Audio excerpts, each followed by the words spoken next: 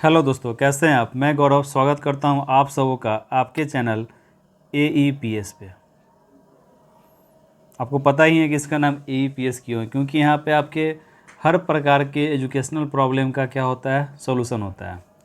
आज आप में से जो भी लोग डीलेट के 2020-22 सेशन में हैं, यानी कि जिनका फर्स्ट ईयर है, क्लियर है, जो भी लोग फर्स्ट ईयर के प्रशिक्षु हैं उनका आज से क्लास स्टार्ट हो रहा है। लास्ट 4 से 5 दिन से आपका क्लास नहीं आ रहा था, उसके लिए सॉरी, क्योंकि बहुत तरह का सिचुएशन होता है, हर के घर में हर तरह का प्रॉब्लम होता है। और कोरोना का आप लोग देख ही रहे हैं किस प्रकार से अपना वो पैर फैलाते जा रहा है, तो कुछ कुछ प्रॉब्लम होती रहती है। पर हर प्रॉब्लम के बाद आपका एग्ज़ाम जो है सो होगा। आपका जब एग्ज़ाम होगा तो उस समय आपसे ये नहीं पूछा जाएगा कि आपको क्या प्रॉब्लम थी। आपको एग्ज़ाम होगा तो आपको पेपर में डील करना होगा, ठीक है। इस बार फर्स्ट ईयर में लगभग मेरी बात 15 से 20 बच्चों से हुई है, यानी कि हमारे दोस्त ही हो गए, बच्चे तो मैं नहीं कह सकता हूँ, सॉरी। 15 से 20 हमारे मित्र लोग हैं जिनसे मेरी बातचीत हुई है, जो लोग फर्स्ट ईयर से बिलोंग करते हैं। तो उनका एक कॉमन बात ये था कहना कि सर एडमिशन लेने के लिए तो हमने ले लिया, पर पढ़ाई में मज़ा नहीं आ रहा है, समझ में नहीं आ रहा है। इतने डिफ़िकल्ट शब्द हैं कि समझ में नहीं आ रहा है कि किस प्रकार से कैसे होगा, हम लोग इसमें कैसे पढ़ें, कैसे एग्ज़ाम में देंगे, कैसे लिखेंगे, कौन सा गाइड ले, कौन सा बुक ले। तो बहुत तरह की प्रॉब्लम थी। तो आज इस वीडियो का जो आपका फर्स्ट लेक्चर आज से स्टार्ट हो रहा है, जो कि आपका क्या है, F1 का है। F1 कहने का मतलब क्या हो गया, समाज, शिक्षा और पाठचर्या की समझ। ये आपका 70 नंबर का एग्ज़ाम होता है। ये आपका 70 नंबर का एग्ज़ाम होता है। और मैं आपको आज इस वीडियो के बाद इसका प्रीवियस ईयर क्वेश्चन भी करवा दूंगा, ताकि आपको सारा कुछ क्लियर हो जाए। और चिंता नहीं कीजिए, आपका ऑलरेडी जो एग्ज़ाम 2018 में हुआ है उसका प्रीवियस ईयर अपडेट है। अब मैं जो आपको अपडेट करूंगा 2019 वाला कर दूंगा। फिर से आप लोग अपना 20 में तो आप लोग दे ही रहे हैं, तो चिंता आपको नहीं करना है। बहुत मज़ेदार चीज़ है और आपको बस समझना है। आज के इस लेक्चर में आपको ये चीज़ समझ में आएगा कि हम लोग डील कैसे करते हैं। और मैं आपसे वादा करता हूँ कि मैं भी आपको इस प्रकार से बताऊँगा कि आपको ना बुक का लैंग्वेज लगेगा, ना गाइड का लगेगा, और ना ही कहीं और का लगेगा। तो आप मुझे बस अपना साथी समझे, दोस्त समझे, आपका गौरव। और कैसे आपको डील करना है उस चीज़ को मैं आपको सिखाऊंगा। और पढ़ाई को बोझिल मत समझिए, बस मज़ा लीजिए। तो आइए शुरू करते हैं आज का अपना ये वीडियो, जो कि किसके ऊपर में है, समाज के ऊपर है, शिक्षा के ऊपर है और पाठचर्या के ऊपर में है। इसमें आपको टोटल कितने यूनिट पढ़ने हैं, तो 5 यूनिट पढ़ने हैं। इसमें से एक यूनिट ऐसा है, 4th यूनिट ऐसा है जिसमें सभी मनोवैज्ञानिक का क्या क्या रिसर्च है उसके ऊपर में बात है, तो हम लोग उसको भी देखेंगे। तो आइए शुरू करते हैं अपना आज का ये टॉपिक।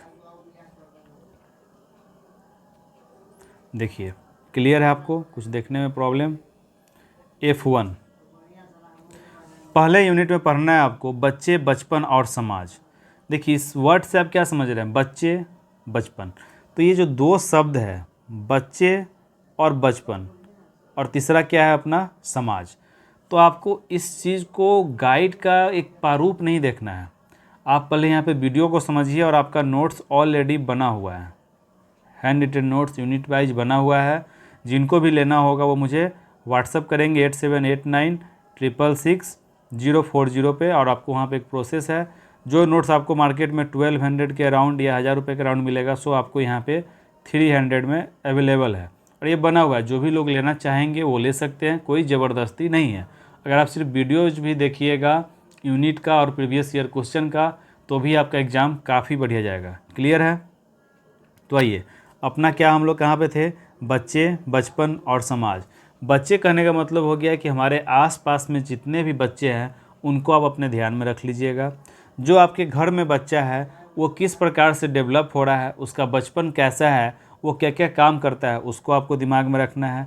और समाज कहने का मतलब हो गया कि आप आज तक वो क्या बोलेंगे, मैं क्या बोलूँगा, आपके चचा क्या बोले, ताऊ क्या बोले, काका क्या बोले, उस समाज को अपने माइंड में रखते हुए आपको उसका नेगेटिव पहलू भी और पॉजिटिव पहलू भी समझना है। क्लियर है। तो अपना यूनिट में पहला क्या पढ़ना है, बच्चे तथा बचपन के अंदर में सामाजिक, सांस्कृतिक तथा ऐतिहासिक समझ। बच्चे तथा बचपन का सामाजिक, सांस्कृतिक तथा ऐतिहासिक समझ के बारे में आपको पढ़ना है। तो आपसे पूछा जा रहा है बच्चे और बचपन के बारे में। तो एक बात आप सिंपल सा लैंग्वेज में आप बताइए कि कोई बच्चा का जन्म हुआ उस परिवार में जिसकी आर्थिक स्थिति काफ़ी बढ़िया थी, ठीक। एक बच्चा का जन्म हुआ जो कि आर्थिक स्थिति उसका बीच वाला था, मतलब कि न बढ़िया न अच्छा और न ही बुरा, ठीक। और तीसरा बच्चा जो है वो काफ़ी गरीब परिवार में पैदा हुआ, ठीक। अब ये तीनों क्या है, तीनों बच्चा ही है और एक ही दिन पैदा हुआ। तीनों बच्चा है और एक ही दिन क्या हुआ, ये तीनों पैदा हुआ, इसका जन्म हुआ।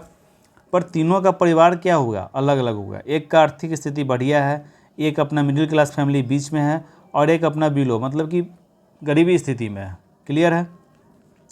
अब इसमें जो बच्चा का डेवलपमेंट होगा, तो बच्चा तो तीनों बच्चा ही है, पर डेवलपमेंट में फ़र्क होगा कि नहीं होगा, ये आप अपने माइंड में ही सोचिए।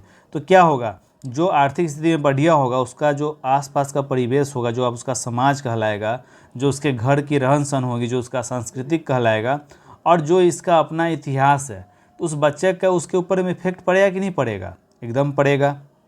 जो मिडिल क्लास फैमिली में है उसका अलग बन के बड़ा होगा और जो गरीब है उसका अलग होगा। तो ये तीनों का बचपन जो है सो अलग अलग प्रकार से, अलग अलग परेशानियों के साथ, अलग अलग सुविधाओं के साथ, सबका अपना क्या होगा, अलग अलग होगा। तो यहीं पर हम लोगों को क्या चर्चा करना है, बच्चे के बारे में। तो देखिए बच्चा जो है सो हमेशा हर अलग अलग समाज से आता है। तो सामाजिक कहने का मतलब हो गया कि हमारे समाज में 3 प्रकार के लोग होते हैं। एक वो जिनका आर्थिक स्थिति बहुत बढ़िया होता है, एक वो जो अपने मिडिल क्लास फैमिली हो गए, और एक जो अपना हो गए जो गरीबी वाली स्थिति में है।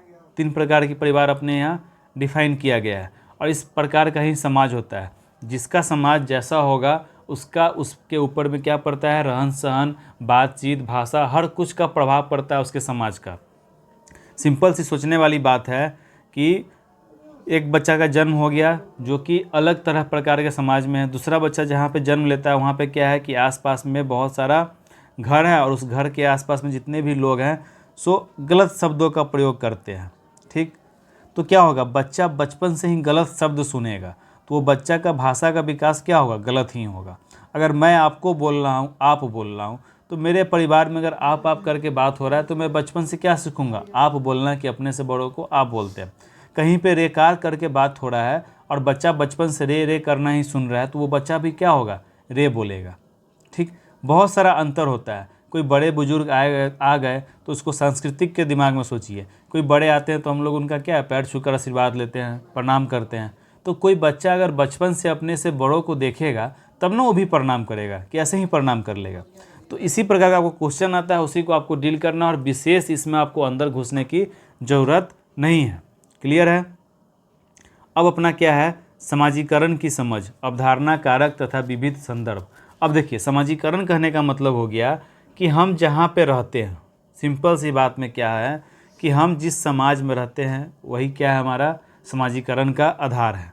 और व्यक्ति को, कोई भी इंसान को, कोई भी बच्चा को किसी भी प्रकार की जो स्वरूप आता है, जो उसका चरित्र आता है, जो उसका एक विचार बनता है, जो उसका भाव होता है, सो क्या होता है, समाजीकरण के द्वारा ही होता है। तो इसको हम लोग कैसे बोल सकते हैं कि व्यक्ति को सामाजिक स्वरूप देने वाला प्रक्रिया ही क्या कहलाएगा, समाजीकरण कहलाएगा। व्यक्ति को सामाजिक मतलब कि उसका चरित्र, उसकी भाषा, उसकी बुद्धि, उसका विवेक, उसका भाव, उसका विचार, ये सब कहाँ से उत्पन्न होता है, तो समाज से उत्पन्न होता है। हम लाख पढ़ लिख लें, बहुत कुछ समझ लें, पर अगर हमारे आसपास का समाज ही विकसित नहीं होगा तो हमारा डेवलपमेंट हो पाएगा, नहीं हो पाएगा। तो इसी में क्या है, अपना कुछ अवधारणा है, जैसे कि मैंने आपको बताया कि व्यक्ति का स्वरूप ही क्या कहलाएगा, उसका स्वरूप जो बनता है उसका प्रक्रिया ही क्या कहलाएगा, समाजीकरण कहलाएगा। कारक क्या होता है, देखिए ये आपका सीटेट का भी क्वेश्चन है कि समाजीकरण का कारक, प्राथमिक कारक क्या होता है, अपना परिवार। जहाँ बच्चा का जन्म होता है सो उसका क्या है, सबसे पहला समाजीकरण कौन करता है, तो परिवार के बीच में होता है। फिर उसके आस पड़ोस के लोग, फिर उसके दोस्त हो गए, ठीक। और उसका द्वितीय में क्या आ जाता है, अपना विद्यालय। विद्यालय में क्या है, एक समाजीकरण का अपना पाठ ही है, ठीक है। तो ये सब अपना क्या है, कारक है, जो कि इसको प्रभावित भी करते हैं, जिससे इसका अच्छाई भी होता है, खराबी भी होता है। अब कारक कहने का मतलब हो गया कि अगर आपसे पूछेगा कि समाजीकरण को प्रभावित करने वाले निम्न कारक कौन कौन से हैं, आप बताएं। तो पहला परिवार दीजिएगा, कि अगर कोई बच्चा अपने परिवार में जन्म लेता है और वो देखता है बचपन से ही कि उसके माता पिता आपस में झगड़ा कर रहे हैं, तो वो क्या सीखेगा? झगड़ना ही सीखेगा। वो देखा है कि उसके माता पिता, उसके परिवार के लोग आपस में प्रेम पूर्वक रहते हैं, तो वो बच्चा क्या सीखेगा? प्रेम पूर्वक रहना सीखेगा। वो देखेगा कि नहीं, सभी लोग एक दूसरे का इज्जत नहीं करते हैं, तो बच्चा क्या इज्जत करना नहीं सीखेगा।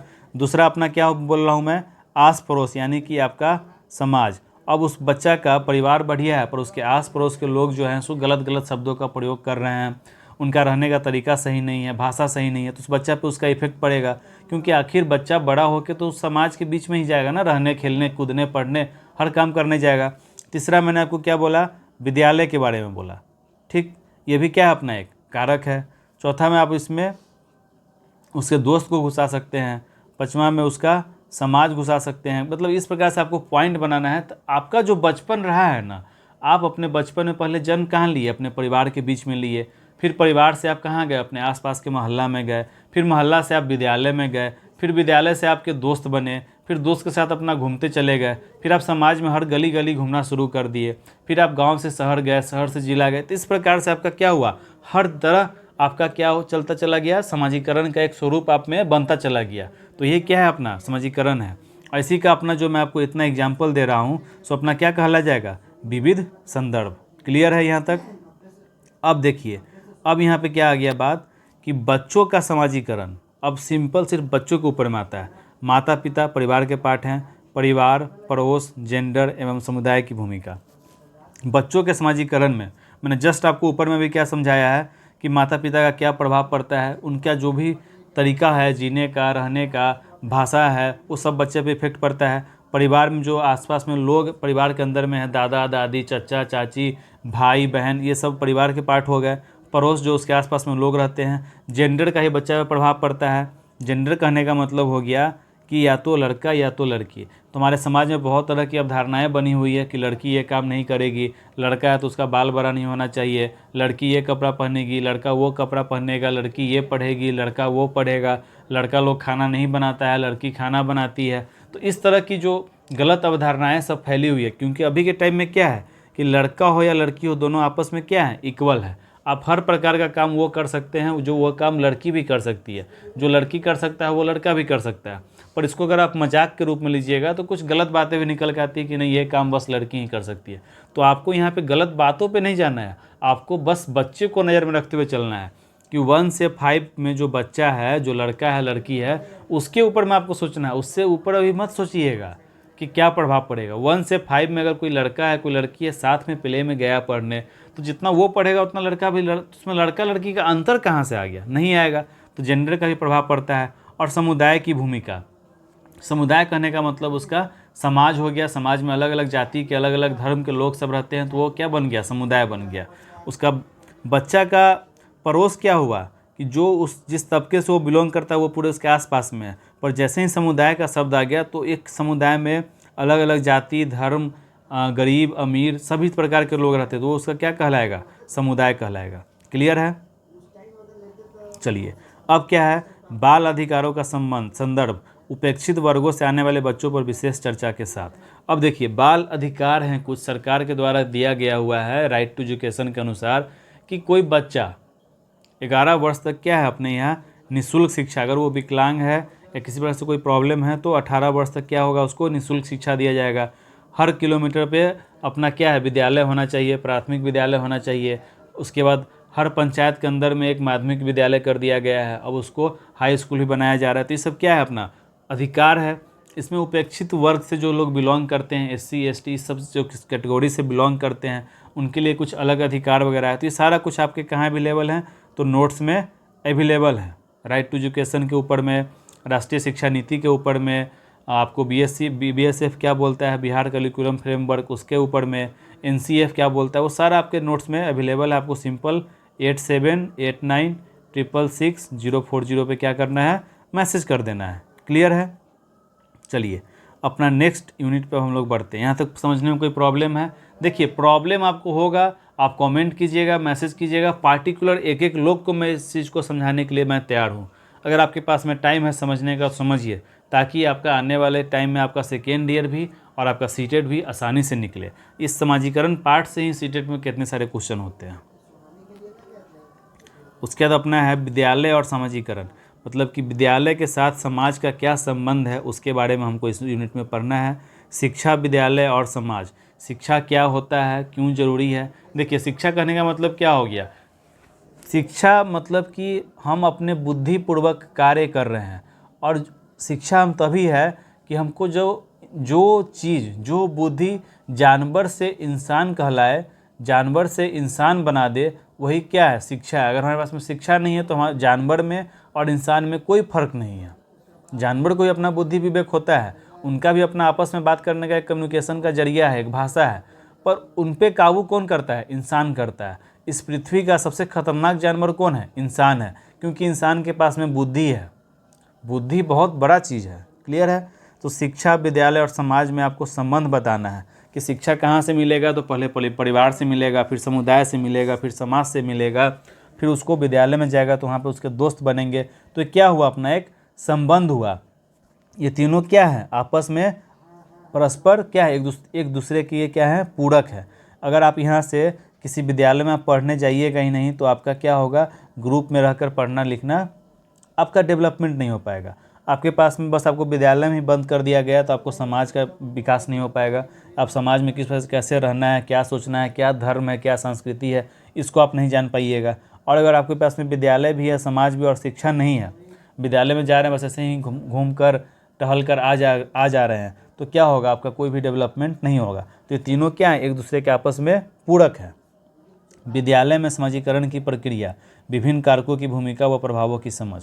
अब देखिए, विद्यालय में भी समाजीकरण की प्रक्रिया में प्रभाव क्या होगा, तो पहला प्रभाव अपना परिवार का होगा, फिर आपके माता पिता हो गए, आपके दोस्त हो गए, आपके घर के सदस्य हो गए, आपका समाज हो गया, आपका समुदाय हो गया। इनका क्या होता है, या इनका कुप्रभाव होगा या फिर इनका अच्छा प्रभाव होगा। क्लियर है। शिक्षा, शिक्षण तथा विद्यालय, सामाजिक, सांस्कृतिक, आर्थिक व राजनीतिक आधार। इसका कहने का मतलब क्या हो गया, शिक्षा, शिक्षण तथा विद्यालय। शिक्षा मतलब जो हम प्राप्त कर रहे हैं, जिस प्रकार से हम प्राप्त कर रहे हैं शिक्षण, और विद्यालय जहाँ पे प्राप्त कर रहे हैं उसमें सामाजिक क्या है, सांस्कृतिक क्या है, आर्थिक क्या है और राजनीतिक आधार क्या है, सो आपको बताना है।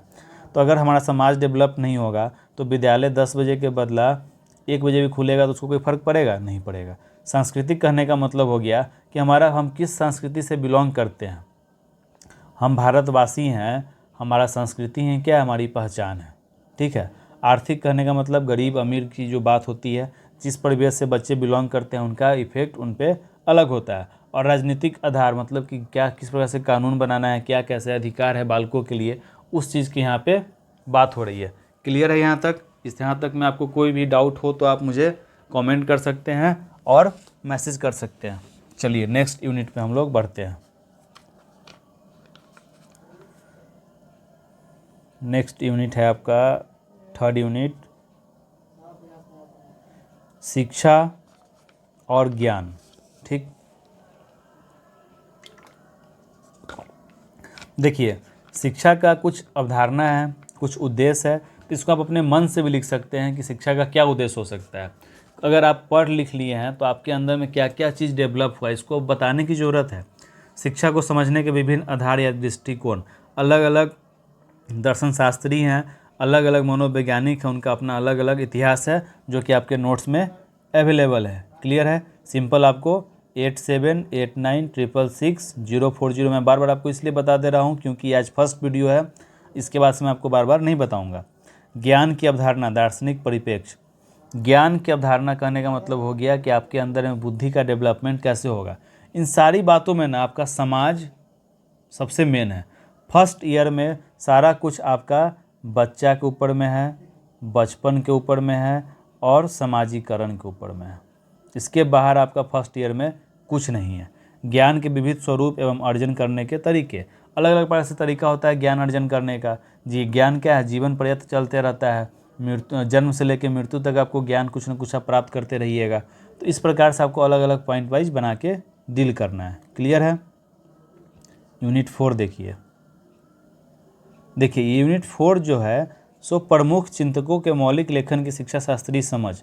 महात्मा गांधी हो गए, गिजू भाई बदेका हो गए, रविंद्रनाथ टैगोर हो गए, मरिया मोंटेसरी हो गई, ज्योतिबा फूले, डॉक्टर जाकिर हुसैन, कृष्णमूर्ति और जॉन डीवी। तो इनका क्या है कि अलग अलग इन्होंने कुछ कुछ बात कहा है। तो इसमें मैं एक विचार कर रहा हूँ कि मैं कुछ आपको ऐसा बना के बताऊँ ताकि आप एक को ध्यान में रखें और एग्ज़ाम में किसी पे भी ऊपर में आए आपसे पूछा जाए तो आप उसको आसानी से बता दें। बाद बाकी आपके नोट्स में तो हर किसी का क्या कैसे है वो लिखा हुआ है, पर आपको मैं इस प्रकार से बना देता हूँ ताकि आपको यहाँ पे दिक्कत नहीं हो और आपके नोट्स में यहाँ तक क्लियर है। इसको आप एक एक को समझाने का मतलब है कि आपका वीडियो काफ़ी लॉन्ग चला जाएगा। क्लियर।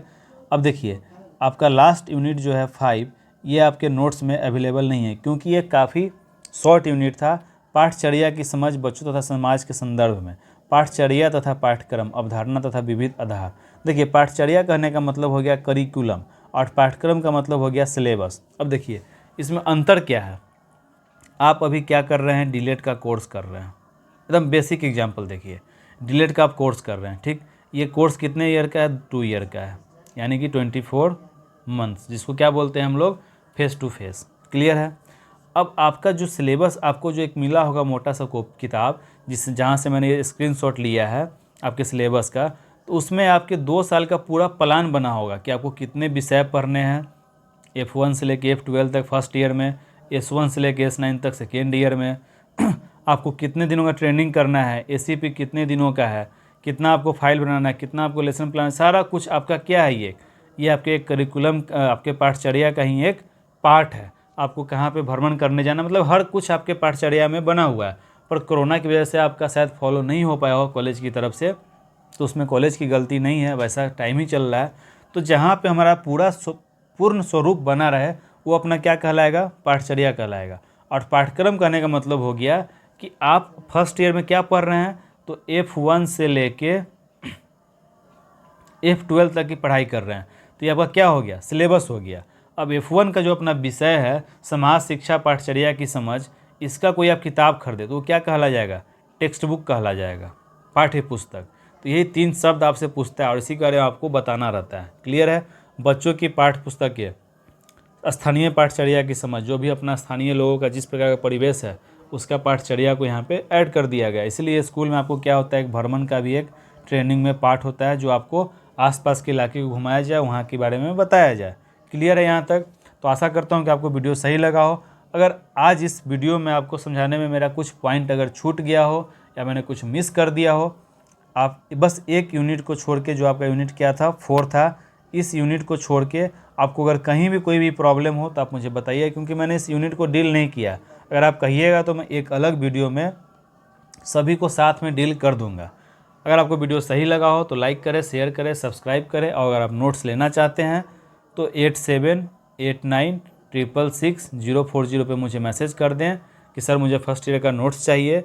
मैंने आपको पेमेंट बता ही दिया है कितना है।